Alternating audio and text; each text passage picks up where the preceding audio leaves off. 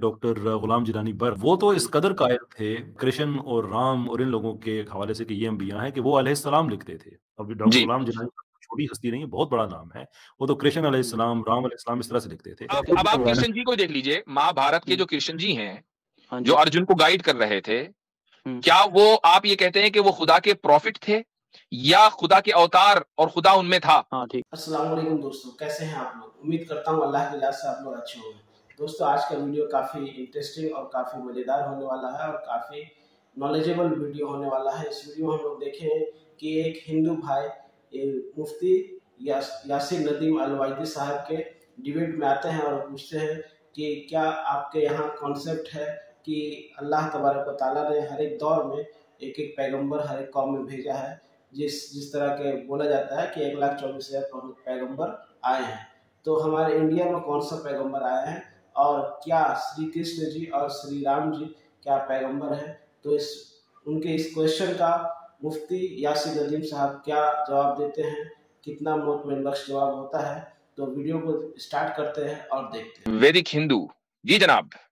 Hello जी भाई, वो सही है, वो क्या सही चाल है? बढ़िया, आ रही है, आप बताइए कैसे? फरमाइए। हाँ जी, मेरे 2 क्वेश्चन है, वैसे तो इंटर रिलेटेड है, एक कर लीजिए जी, ताकि जल्दी बात हो जाए जी। चलो चले करें तो ठीक।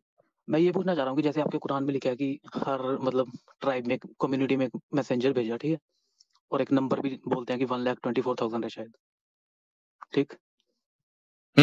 बोले, पूरी बात कर लें। तो हम हमारे इंडिया की साइड में, इंडिया में जापान, ये जितने कंट्रीज हैं, तो उसको भी छोड़ दें, अगर इंडिया में कौन सा नबी था जिसे हम बोल सकते हैं कि नबी था हमारा, मतलब आपके अकॉर्डिंग क्या होगा फिर? उसकी तो कोई ट्रेस ही नहीं देखें, मिलता। सबसे पहली बात तो ये कि कुरान का कहना ये है कि हमने हर कौम में नबी भेजा, और ये बात बिल्कुल 100% हमारा इस पर ईमान है। हर कौम में, चाहे वो दुनिया की किसी भी खित्ते में हो, इंडिया में हो कि जापान में हो कि चाइना में हो। अच्छा। अब उसके बाद फिर ये बात आती है कि भाई नबी कितने हैं, तो ये एक स्पेक्यूलेशन है। कुछ लोगों के नजदीक 1,14,000 हैं, कुछ के नजदीक 1,10,000 हैं, कुछ के नजदीक 1,24,000 है। ये बात कुरान में नहीं है और किसी सही हदीस में नहीं है, ठीक है। अच्छा, कुरान ने कुछ रसूलों के और अंबिया के नाम बताए हैं और कुछ के नहीं बताए हैं। कुरान खुद कहता है कि वमिनहुम मन क़ससना अलैक वमिनहुम मन लम नक़्सुस, कि हमने कुछ का नाम बता दिया, कुछ की बातें बता दी और कुछ की नहीं बताई। तो इसका मतलब ये है कि ऐसे बहुत सारे अंबिया और मैसेंजर्स हैं कि जिनकी बातें और जिनका नाम कुरान में नहीं आया है। तो और नहीं आना जरूरी है, क्योंकि कुरान कोई बुक ऑफ हिस्ट्री तो है नहीं, या कोई डेटा की बुक है, डेटा एनालिसिस इसमें है कि तमाम अंबिया का डेटा उसमें दिया गया है। सिंपल सी बात है कि अंबिया आते रहे हैं और कौम में आए हैं, ये बताना कुरान का मकसद है। अब इंडिया में कौन आया, जापान में कौन आया, हम किसी भी तरीके से यकीन के साथ ये नहीं कह सकते कि फला नबी था फला नहीं। हाँ, अलबत्ता कुछ जगहें ऐसी हैं कि जो बुजुर्गों के अकवाल हैं, यानी उसका कुरान सुन्नत से कोई लेना देना नहीं है। मसलन कुछ बुजुर्गों का कहना यह है कि जी हजरत शीस अलैहिस्सलाम जो हजरत आदम के पोते थे, तो उनकी कब्र इंडिया में कहीं पर है, और बाज लोग प्रिसाइजली कहते हैं कि उनकी कब्र अयोध्या में है, ठीक है। हमें नहीं पता कि ये बात बिल्कुल कितनी किस हद तक सही है। यहाँ तक के, सुन लीजिए मेरी बात, यहाँ तक के सरहिंद में, अगर आप पंजाब में जाएंगे तो उसके करीब भी एक बस्ती है, सरहिंद से चंद किलोमीटर दूर, वहां पर 2-3 कब्रें हैं। उनके बारे में कहा जाता है कि ये अंबिया की कब्रें हैं। उनका नाम क्या था, वो कौन थे, कब आए थे, किसी को नहीं पता जी। अच्छा, मेरा क्वेश्चन देखो ये था कि अगर जैसे आपके अरब की साइड ले लें, अगर उस साइड जितने प्रॉफिट है उनकी एक टाइमलाइन दी हुई है, ठीक है, कि वो टाइमलाइन से कि यहाँ से भाई इनके जैसे नेम वाइज दे रखे हैं। जो आपका एंशिएंट प्रॉफिट है वो हुद नाम से, शायद कुरान में भी आता है, शायद हुद किस नाम से, दोबारा बोले? HUD, हूद अलैहिस्सलाम जी। हाँ, हुद जो भी होगी। तो मतलब आपकी ये टाइमलाइन शुरू होती है एडम से, फिर इदरीस, फिर नूह, फिर मतलब हुद, फिर सलीम, इब्राहिम, लुट, ऐसे इस्माइल, इशाक, ठीक है। मतलब इसका एक पूरा रिकॉर्ड है कि हाँ ये टाइमलाइन ऐसे चल रही है। पर ये टाइमलाइन इंडिया में इस साइड बिल्कुल एक भी ट्रेस नहीं मिलता, ना हिस्टोरिकल। सबसे पहली बात तो मैं आपको ये बता दूं कि आपसे ये किसने कहा कि ये टाइमलाइन है? अलग अलग जमानों के अलग अलग प्रॉफिट्स हैं, ये कोई टाइमलाइन नहीं है। प्लस ये किसी एक एरिया से रिलेटेड नहीं है। अब जैसे हजरत इब्राहिम है, आप जानते ही इब्राहिम अलैहिस्सलाम का नाम आप खुद ले रहे हैं, तो इब्राहिम अलैहिस्सलाम किस जगह है, आपको पता है? वो तो पता नहीं, उनके उसमें आए थे कि अब्राहम के पीपल के आगे कुछ उनकी जनरेशन में। किस जगह है ज्यादा नहीं पता, बताइए, कहाँ है, कहाँ है इब्राहिम? शायद अगर मैं आइडिया के साथ बोलूं तो इराक के इस साइड आए होंगे, मेसोपोटामिया की साइड शायद, तो पक्का नहीं पता मुझे। मेसोपोटामिया में आए, तो आप उसको मानते हैं कि वो अरब कंट्री थी जब हजरत इब्राहिम आए थे? देखो मैं वही तो बोल रहा हूँ ना, मतलब ये बोलना चाह रहा हूँ कि मैं उस साइड का तो ट्रेस अवेलेबल है, हम देख लेते हैं कि किसी ना किसी एक फोक स्टोर जो स्टोरी अच्छा, जुल्किफिल का नाम आया, जुल्किफिल किधर आए? जुल्किफिल तो पता नहीं मुझे किधर है। नहीं पता ना? अच्छा, इसके बारे में मैं आपको बता देता हूं। अभी हमारे ये बुद्धिस्ट मॉन्क आए थे, और मैं ये बात सिर्फ किसी इंडोर्समेंट के तौर पर नहीं कह रहा हूं, बल्कि एक राय जो हमारे कुछ स्कॉलर्स की है, उसमें डॉक्टर इसरार भी हैं, उनसे पहले मौलाना अब्दुल करीम पारेख पुना के थे, उनकी राय है, उनका हिंदी तर्जुमा भी मिलता है। इन हजरात की राय यह है कि जुल्किफिल का जो माना है और जो तर्जुमा है अरबी में, उर्दू में, वह है कपिल वाला। और जो बौद्ध थे उनका नाम भी कपिल था, और इस वजह से जुल्किफिल के बारे में एक राय ये है कि हो सकता है कि ये बौद्ध हों। ये पॉसिबल है, हम इसको ये नहीं कह रहे कि है। मैंने सिर्फ दो स्कॉलर्स की आपको बात नकल की है। मैं ये नहीं कह रहा हूं कि ये हो सकता है, ये नहीं हो सकता। अगर आप ये कहेंगे नहीं हो सकता, आई डोंट केयर। पॉइंट ये है कि हमें कुछ अंबिया के नाम मालूम है, कुछ के नहीं मालूम है। तो इस फिर पे तो आप ये भी बोल डॉक्टर सकते हैं कि जो हमीदुल्लाह हमारे साहब का भी अवतार हैं नाम मौजूद वो है। भी प्रॉफिट हो वैदिक सकते में हैं। एक चीज मैं ऐड कर दूंगा अगर आपकी हाँ इजाजत जी, हाँ से। जी। इस पे जी डॉक्टर हमीदुल्लाह साहब ने भी इसको रिपोर्ट किया है। इस जुल्किफल का ये जो आप मतलब बता रहे हैं, ये भी कि जी ये भी बुधा की तरफ मंसूब है, और इसकी हम्म, एक इंटरप्रिटेशन कुरान की उस आयत की वो तीनी वो जैतूनी, उसका भी एक इंटरप्रिटेशन डॉक्टर हमीदुल्लाह साहब ने रिपोर्ट की है कि ये चार मुख्तलिफ अंबिया से मंसूब हैं। तो जी। इसमें जो इंजील का जिक्र है, वो चूंकि अरब में उस इलाके में नहीं था, तो तूर सीना जनाब मूसा अलैहिस्सलाम से हो गया, शहर अमीन जो है जनाब रिसालत मआब सल्लल्लाहु अलैहि वसल्लम से, और जो इंजीर है इसका ताल्लुक बुदा से है कि वो आमतौर पे इंजीर के दरख्त के नीचे या उन दरख्तों के पास वो बैठ के गौर व फिक्र करते थे, और उन पे फिर जो डिवाइन ये एक रेवलेशन राय हो होती थी। सकती है, जबकि उनसे पहले और भी मुफस्सिरीन की राय माउंट ऑलिव के ताल्लुक से है। माउंट ऑलिव जो है वो यरूशलेम में है। जी जी। जी अच्छा, जी जी। देखो मैं एक चीज बोलना चाह रहा हूँ इसमें। दूसरे हैं डॉक्टर गुलाम जिलानी बर्क।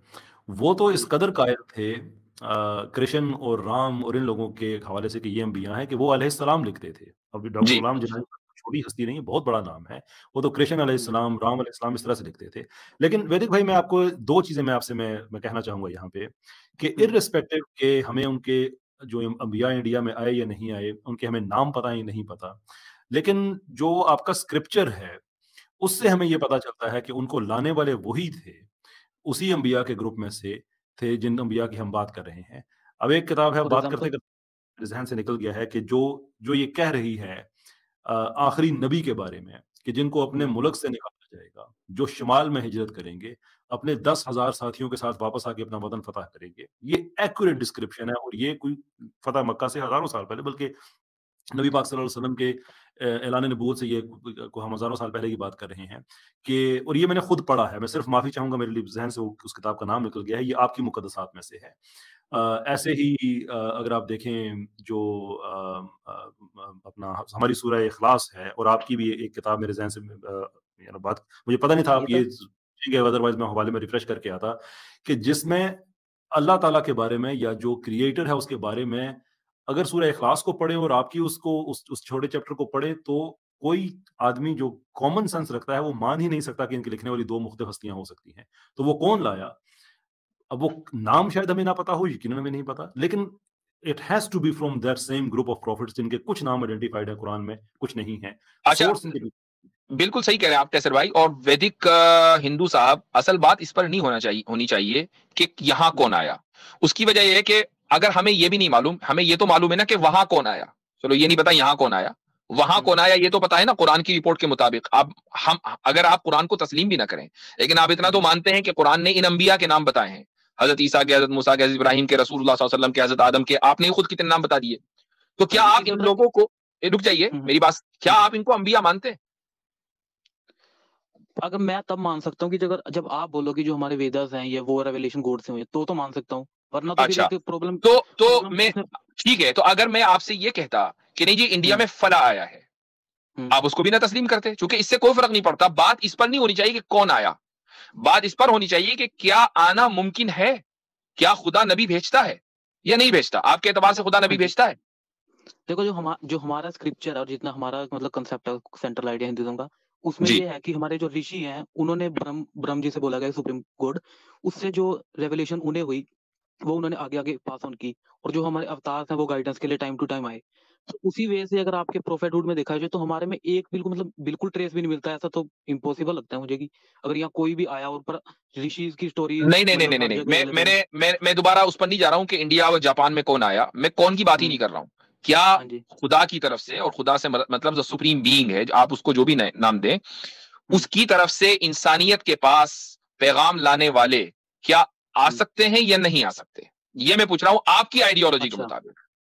हाँ, हमारे में ऋषि बोला गया, पर प्रोफेट ऐसा तो टर्म नहीं आई, आ सकते होंगे। वो तर्जुमा अलग हो सकता है ना, वो एक अलग हाँ लैंग्वेज है। जी। ऑब्वियसली बात है कि प्रॉफिट इंग्लिश का लफ्ज है, वो आपके यहाँ नहीं होगा। मैं ठीक। उसके कॉन्सेप्ट पे बात कर रहा हूं, टर्म के ऊपर या लफ्ज के ऊपर बात नहीं कर रहा हूं। यानी अगर हम ये कहें कि खुदा की तरफ से कुछ पैगाम लाने वाले इंसानियत के पास आते हैं, जो खुदा की बात उनके सामने रखते हैं कि देखो खुदा तुमसे ये चाहता है कि तुम उसकी इबादत करो, ऐसे करो वैसे करो, और खुद उनका लाइफ अच्छा। स्टाइल ऐसा हो कि वो दूसरे लोगों के लिए रोल मॉडल बने। तो क्या ये कॉन्सेप्ट आपके नजदीक दुरुस्त है या नहीं है?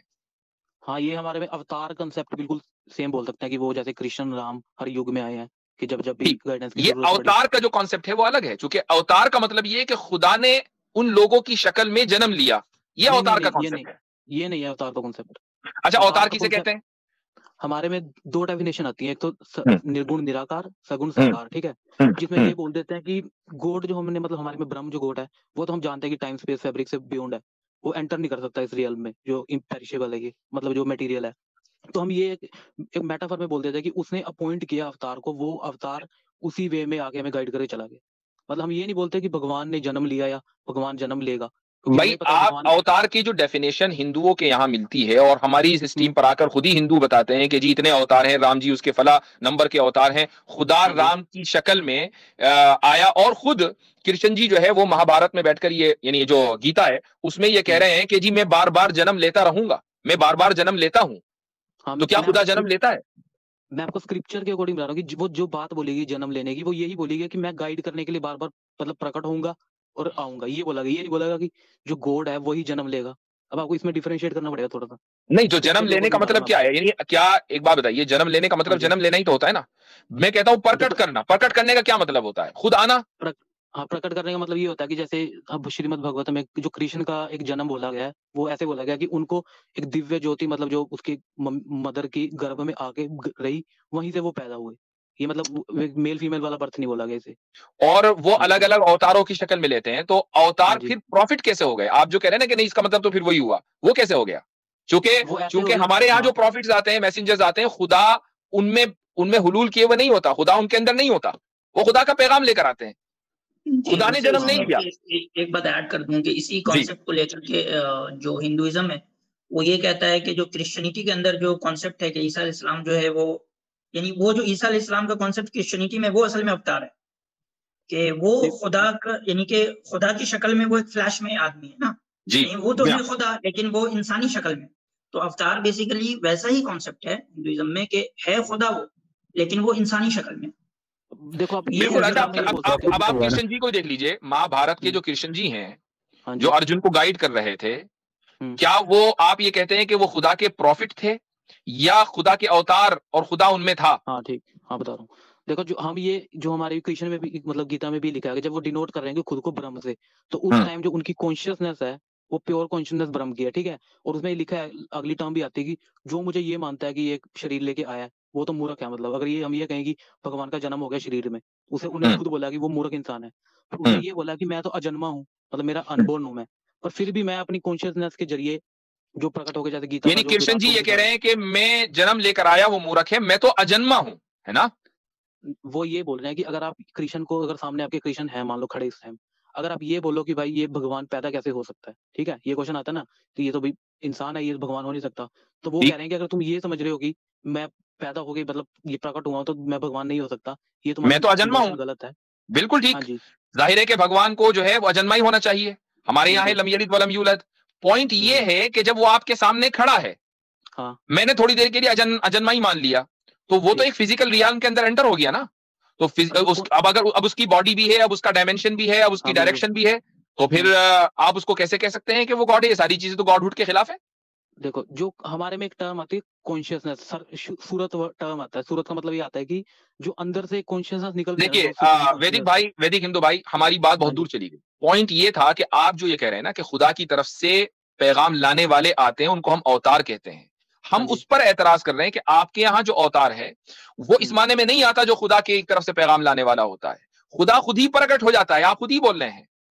ये जितने भी अवतार, आप ये समझ। कॉन्सेप्ट बिल्कुल अलग है। लिहाजा क्वेश्चन इस पर होना चाहिए कि हम्म, खुदा किसी को पैगाम लेकर भेजता है या नहीं भेजता। अगर भेजता है तो हम्म, आपके और हमारे दरमियान सिमिलैरिटीज हैं, और अगर देखो नहीं हमारे भेजता वो खुद ही प्रकट हो जाता है। तो हमारे और आपके दरमियान सिमिलैरिटीज नहीं है इस मामले में। तो ओके जी ओके, चलो शुक्रिया उसके बहुत बाद बहुत। ठीक है, चले ठीक है, थैंक बहुत बहुत शुक्रिया। दोस्तों आई होप ये वीडियो आप लोगों को काफी पसंद आई होगी। इस वीडियो के जरिए उन्होंने इस चीज को क्लियर किया है। और आप लोगों को क्या लगता है, क्या श्री कृष्ण जी और श्री राम जी पैगंबर हैं या नहीं है? आपकी क्या राय है कमेंट बॉक्स में जरूर डालिएगा। और इस वीडियो को जितना से जितना ज़्यादा हो सके शेयर करिएगा अपने दोस्तों में, अपने फैमिलीज में, जिससे लोग जाने, देखें और कुछ सीखने को मिले, कुछ जानने को मिले, या इस तरह के जिनके दिलो दिमाग में क्वेश्चन आते होंगे उनको एक क्वेश्चन का हल मिल सके। तो हमारे चैनल पर अगर आप नए हैं तो चैनल को सब्सक्राइब करिएगा और बेल आइकन जरूर दबाइएगा ताकि वीडियो अपलोड होते ही आप तक नोटिफिकेशन पहुंचे। तब तक के लिए इजाजत दीजिए, मिलते हैं नेक्स्ट वीडियो में। अल्लाह हाफ़िज़।